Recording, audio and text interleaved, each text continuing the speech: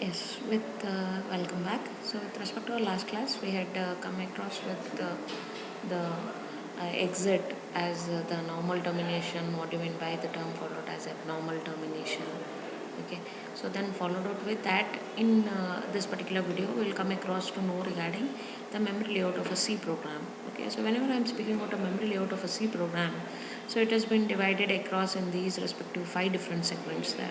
So what are those? One happens to be the text segment, the other one happens to be an initialized data segment, then the next one happens to be uninitialized data segment, then comes tag segment and heap segment. Okay, so here let us come across individually. Okay, you can just go through with this particular block diagram.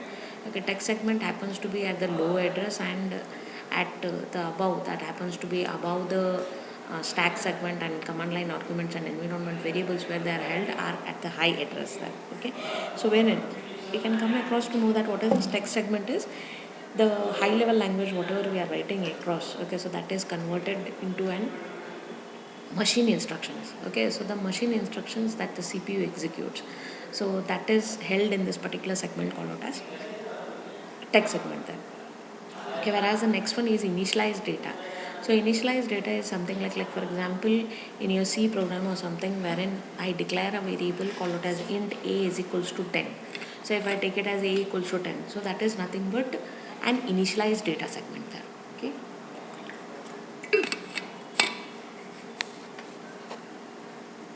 Whereas one more we have as it as uninitialized data segment, that is like for example if I declare just only int a. Okay, so at that time I'm not initializing that particular variable with a value. So such kind of initialization is called out as uninitialized data segment. Then I have stack segment where automatic variables are stored. Okay, there comes a heap segment where dynamic memory allocations are being done. Okay, dynamic memory allocations are done out with malloc, CLO. Okay, so all these set of things there. Okay, so here you can just see that what is the very first segment here, that's a text segment there. Then comes initialized data, then comes uninitialized data. There lies a heap segment. Okay, and wherein the machine level things are being stored across, and the later happens to be a stack segment, and at the last I have at the begin, so that's a command line arguments or environment variables which are held at the high address. Okay, so this initialized data or text segment, these are all read from the program file by exec as an API there. Okay, so uninitialized data, or else let it be with a with any uninitialized data, if I declare just int a or something, so it is usually initialized to 0 by exec as an API there. So this is an memory layout of a C program there. Then as I spoke here with the dynamic memory allocation, so you all have come across with this particular thing called it as memory allocation there. Okay, so memory allocation can be done in by using these respective functions or APIs called it as malloc, calloc, or else one more is realloc there. Okay, so malloc, which allocates a specified number of bytes of memory, the initial value of the memory is in determinate there. Then comes a calloc, which allocates space for a specified number of objects of a specified size. The space is initialized to all the 0 bits there. Okay, one more happens to be realloc, which increases or decreases the size of a previously allocated area. Okay, so which is used across for reallocation. Okay, so for malloc it takes across with an single argument called out as for what size are you allocating it. Then the next one calloc is for how many number of objects. Okay, so are you taking across with a size there, that's with calloc there. Okay, that's for a specific number of objects it will be done. Then realloc is so for what are you going to reallocate. Okay, so that particular address, and then what is the new size what you want to allocate for that, so that is realloc. So all of them you can just see that it's with white, so it does not return anything on success, but that will be allocated that. Okay, it's a non-null pointer if okay, and null on error there. Okay, so if you want to free out with the space whatever has been allocated, you require an address of that particular uh, uh, address where that particular variable is held or something. So you can free it by using this API called out as free as an API. Okay, so this is with and single argument called out as wide PTR. Okay, so that's without any other thing whatever you are specifying here. Okay, so acts as a input here. Okay, so that's with memory allocation. So then let us come across with environment variables there. Okay, you know environment variables are given across in this format called as name equal to value there. Okay, so whenever I am giving across with this environment variable there, so how to determine or else how to get the value for that environment variable is by using this particular API. Okay, that's called as that's with a header file called as stdlib.h. Okay, so and it has an what is it and respective API that's called as get env, and for what are you determining, okay, what environment name. Okay, so give that name and you can retrieve it. Okay, so on return we'll be getting the pointer to value associated with that particular name. Okay, null if not found. Okay, this is for fetching across with the environment variables there. Okay, similarly I can set the values for these environment variables. To set that we have three other respective APIs which support that work. Okay, one is called out as put env, next one is called out as set env, then unset env. Put env is nothing but we can use this particular API if at all you are very much confident that whatever prior value is there, I am least bothered about that particular value and I am replacing across with this new content whatever I am replacing here. Okay, str is taken across here in a format called as name equal to value there. Okay, it is with you can just come across name equal to value and it places the content into the environment list. Okay, if the name already exists then the old definition is first removed and the new one is added, but one disadvantage is there with this. What is that disadvantage? It is least bothered about the prior value and new value is replaced. Okay, to overcome that the next particular API supports that. Set env is constant char name, what is the value for that is specified by the second argument, whereas third one with the one flag called as rewrite. Okay, if this particular flag is a non-zero then the existing definition for the name is first removed and then the new value for this name is being added there. Okay, if at all it is 0 then the existing definition is not removed. Okay, and name is not set to the value but it does not return back with an error there. Okay, then one more is unset env, so wherein we can unset the value for that particular environment variable whatever you are set there. Okay, it removes the value for this environment variable first and then it allocates the new value whatever you are setting across there. Okay, so these are the supportive APIs for your environment variables there. Okay, then similarly I have next across with two more functions that these are the two APIs or functions which are very much required to get to know the written types of particular user defined functions which are included in your any program there. Okay, set jump is something like an now if at all you are pouring across with an water into an a mug or else it can be an glass or something, because at that time the glass should be empty and we are pouring across with the water. Similarly, set jump is an API which exists in a main function, whereas water happens to be the written value of the user defined function which is stored in this particular set jump as an API. Okay, so every long jump has a particular set jump as an API or should have, and set jump as an API declared in the main function, or else it can be one user defined function if at all it is calling an another user defined function. So at that time the set jump should exist in one of the user defined function there. Okay, so mainly the main work of this is to determine the successful workings of those user defined functions there. Okay, so here in C we cannot go to use the labels there. Okay, to perform this type of branching we are using this. Okay, here you can just see set jump.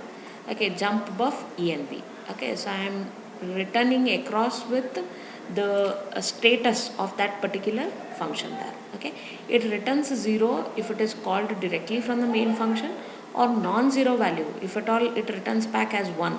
So it means that it is been returned back from the first long jump function. Okay, if it returns back 2, it has been returned back from the second long jump function. So that is what it has to say across if at all it's a non-zero value. Okay, and keep in mind there exists one set jump function but multiple long jump functions can be there. So when I am using multiple long jump functions in multiple user defined functions, so how that has been differentiated. So that is differentiated with the very first argument will be the same, that is with what has to be the value or else what has to be the buffer content which it is returning from the function there, status ultimately. Okay, and the next one, that is with int val, it tells you to which particular user defined function does it belong. Okay, does it belong to 1 or does it belong to 2? If at all it is been declared for the first user defined function, declare it as int val, value should be 1 there. Okay, if it has been taken across as a 2, then it means that it is existing in the second user defined function. This is with your set jump and long jump as functions there. Okay, so here the same thing, just now whatever I have said, the same thing has been described here with this particular slide there. You can just go across with this particular slide. Okay, so this particular slide gives you the information regarding what is set jump, what is long jump. Okay, what are these all set of things there. Okay, then let us come across to know the next two functions that's called out as getar limit and setar limit. Okay, so for let it be anything, a process has and certain limitations there. Okay, so how can I get the values for that particular resource limits there, or else how can I set those particular resource limits? Okay, so for that the header file is sys/resource.h. Okay, I have getar limit as my function API name, and one more is setar limit. Okay, for this getar limit I have resource, and the second one is a structure type variable called as RLPTR. Structure type variable is wherein it belongs to this particular structure called out as R limit there. Okay, R limit has two different values here. Okay, two different variables in it. Okay, one is called out as rlim underscore cur, CUR, so that is the current limit. Okay, that's one more word which we use across as a soft limit, and one more is rlim underscore max, so which is maximum value for this particular current limit there. Okay, which are with this particular special data types called out as rlim underscore t there. Okay, but whenever you are setting these things, okay, keep in mind there is certain rule for that.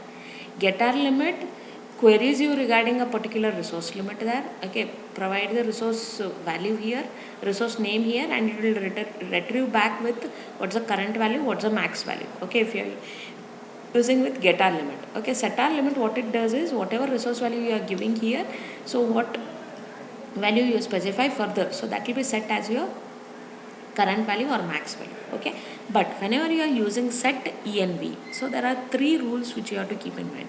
What are those? The first one is always keep in mind you can have the soft limit value to a less than or equal to its hard limit value. Soft limit can be equal to its hard limit value. Okay, the second one is a process can lower its hard limit value, but keeping in mind it should not be lower than the soft limit. Okay, that's the second one. And the third one is only a super user process can raise the hard limit. Okay, if at all I want to raise the value for this rlim underscore max, then it can be done only by a super user. Okay, an infinite limit is specified by the constant rlim underscore infinity. Okay, so the values what it can be set and other things we'll be discussing in the next slide. Okay, so here both of them return back 0 on success and non-zero on error. Okay, these are all your R limit resource values there. That is R limit underscore AS. Okay, it tells you what's the total available memory. Underscore core tells you what is the size of the bytes of that particular core file. CPU tells you the CPU time in seconds. Okay, then R limit underscore data, it tells you the data segment, the size in bytes of the data segment. Okay, that's the sum of initialized data, uninitialized data, and heap there. Then F size tells you regarding the byte of a file that can be created. Locks tells you how many number of maximum locks can be there for a particular file. Then R limit underscore memlock, okay, which tells you the maximum amount of memory in bytes that a process can lock, okay, into memory using mlock there. Okay, R limit underscore no file, okay, which tells you with how many number of files can be opened. Okay, how many maximum number of child processes can be there per real user ID. So that has been specified by nproc, RSS, SB size, stack, vmem. So these are all different categories of the resource limits value which can be replaced in the place of this resource. Okay, and for that resource the CUR and max will be defined. Okay, so this is all with your rlim underscore R limit, getar limit and setar limit. Okay, and here comes the next one is how does your Unix support the kernel. That's how does your Unix kernel support for any process there. Okay, so this is a diagrammatic representation for any kernel support for process there. Okay, so for every process, okay, this is what has been followed there. Okay, this is for every process. Every process has a file descriptor table, okay, current root directory. It has three segments, that is, one is called out as text segment, data segment, and one more is stack segment. Okay, so what does kernel do is it assesses through the process table, it finds an unused entry, and this unused entry, one will be pointing towards this file descriptor table and one more will be pointing for per process, that is per respective process you have and region table. Okay, what are these region table? This region table will be pointing towards the kernel region table. What are these kernel region tables? These are all nothing but text segment, data segment, and one more is stack segment. Okay, individually three things will be pointed across with respect to the process there. Okay, for per process the region table will be defined to you. Okay, so that's an data structure which is given across for a kernel support for a process. Similarly, if I have a parent and a child, so at that time everything will be double because for it is per process there.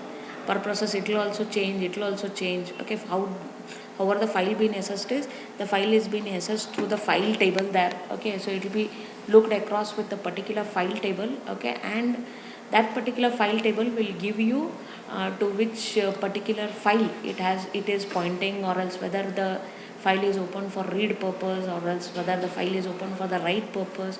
Okay, so that all work is done by the file table there. Okay, and the last one wherein you can find here with the kernel region table there. Okay, so in the kernel region table for two processes, whenever I say a child process and a parent process, so see that the text segment is not 2. Okay, the text segments are not 2. The other segments are 2 there, wherein I have a stack segment, I have 2 stack segments, I have 2 data segments, but I have only a single text segment, and this text segment is shared between the parent and the child. Okay, so this is one thing which you have to keep in mind with respect to any particular process which has been presumed there.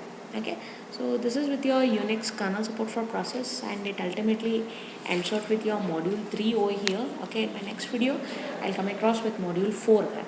Okay, so you have got across to know with these things there. Okay, okay, that's all. We'll continue with the next video with the module 4. Thank you.